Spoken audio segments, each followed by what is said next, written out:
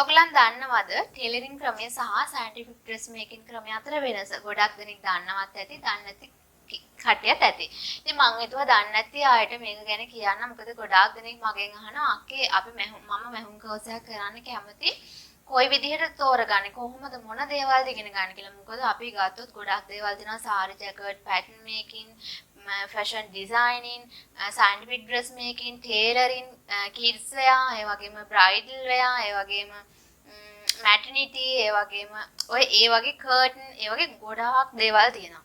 ඉතින් මම මුලින්ම කතා කරන්නම් ඕගොල්ලන් ඉන්ස්ටිටියුට් එකකට හෝ වේවා ක්ලාස් එකකට හෝ වේවා යද්දී ඒගොල්ලන්ගේ තියෙන්නේ කෝසස් කොයි වගේද කියලා බලන්න. ඉතින් මම උදාහරණයකට ගත්තා සමහර තැන්වල අර මම මුලින් කියපු ඔක්කොම තියෙනවා. එතනදී ඔයා හිතන්න ඕනේ ඔයා ඉගෙන ගන්න කැමති මොන දේවල්ද? ඔයා බ්‍රයිඩල් වෙයර්ස් කරන්න කැමති නම් ඔයා ඒ පැත්ත තෝරගන්න ඕනේ. කර්ටන් කරන්න කැමති නම් ඒ පැත්ත තෝරගන්න ඕනේ. කිඩ්ස් වෙයර්ස් කරනවා නම් ඒ පැත්ත තෝරගන්න ඕනේ. දැන් මේ ඔක්කොමත් එක්ක මහද්දී මහුන් ඩිප්ලෝමා එක තියෙනවා. ඩිප්ලෝමා එකේදී මේ ඔක්කොම කවර් වෙනවා. ඔයගොල්ලෝ ෂෝට් කෝස් එකක් කරනවා නම් මුලින්ම ටේලරින් ක්‍රමයේද සයන්ටිෆික් ඩ්‍රෙස් මේකින් ක්‍රමයේද කියලා බලන්න ඕනේ. සයන්ටිෆික් ඩ්‍රෙස් මේකින් ක්‍රමයේදී කරන්නේ ඒක සෙන්ටිමීටර්ස් වලින් තමයි ඔක්කොම මෙෂර්මන්ට් ගන්නෙ. ඒ වගේම තම තමන්ගේ බොඩි ෂේප් එකට බ්ලොක් එක හදලා තමයි මහන්න ගන්නෙ.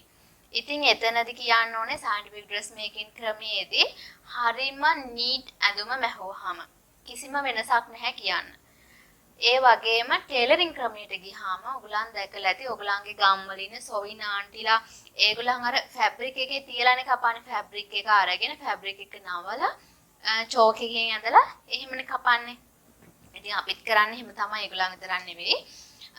ඉතින් එතනදී ඒක හරි ඉක්මනින්ම අපිට කස්ටමර්ට ඇඳුම මහලා දෙන්න පුළුවන් අපිට මහගතත් මහ ගන්න පුළුවන්.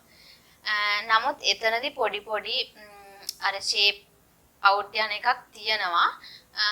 නමුත් අර ක්‍රමයට වඩා මේක හරි ලේසි ඉක්මනින්ම කරගන්න පුළුවන්. ඒක තමයි මේ දෙකේ තියෙන වෙනස. ඉතින් මම නම් සජෙස්ට් කරන්නේ ඕගලන්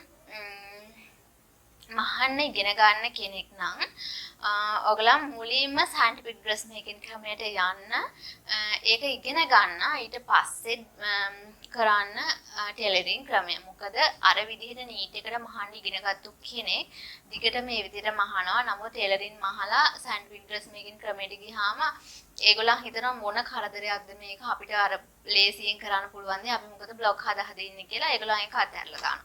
ඉතින් ඒ නිසා මම දැකපු දේවල් සහ මගේ අත්දැකීම් කියන්නේ ඔයගොල්ලන් මුලින්ම ටේලරින් ක්‍රමයට යන්න නැතුව සයන්ටිෆික් ඩ්‍රෙස් මේකින් ක්‍රමය ඉගෙන ගන්න. ඒ වගේම තමයි ඊට අමතරව ඕගොල්ලන් කැමති දේවල් තියෙනවා නම් අර වගේ දේවල් කරන්න පුළුවන්. අර මම කලින් කිව්වා වගේ. ඒ වගේම රාජ්‍ය ආයතන තියෙනවා ස්ලිටා නයිටා ඒ වගේ තැන් වලින් ඉගෙන ගන්නවා වඩාත් හොඳයි. ඒ වගේම ඔන්ලයින් ක්ලාසස් තියෙනවා. ඔන්ලයින් ක්ලාසස් වලට යද්දී හරි ගුරුවරයෙක් බලලා ඒගොල්ලන් ගාවට යන්න. අත්දැකීම් තියෙන ගුරුවරයෙක් ගාවට යන්න. ඒ වගේම තමයි ඔයගොල්ලන් මහුන් ශාස්ත්‍රයෙන් කොහොමද ඉහළට යන්නේ කොහොමද ඩිසයිනර් කෙනෙක් වෙන්නේ. දැන් මේ දේවල් වලට වඩා හාත්පසින්ම වෙනස් ෆැෂන් ඩිසයිනින් ගත්තාම සමානකම් තියෙනවා. ඒනට ටිකක් වෙනස්. ඉතින් කොහොමද ඩිසයිනර් කෙනෙක් වෙන්නේ ඒ වගේ දේවල් වෙන වීඩියෝ එකකින් කරන්න මම අද මේ ෂෝට් වීඩියෝ එකක් කරේ ගොඩාක් දෙනෙක් මේ ගැන අහන නිසා.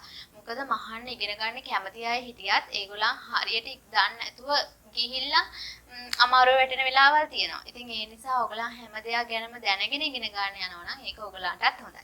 ඉතින් ඒ නිසා තමයි මේ වීඩියෝ එක කරේ.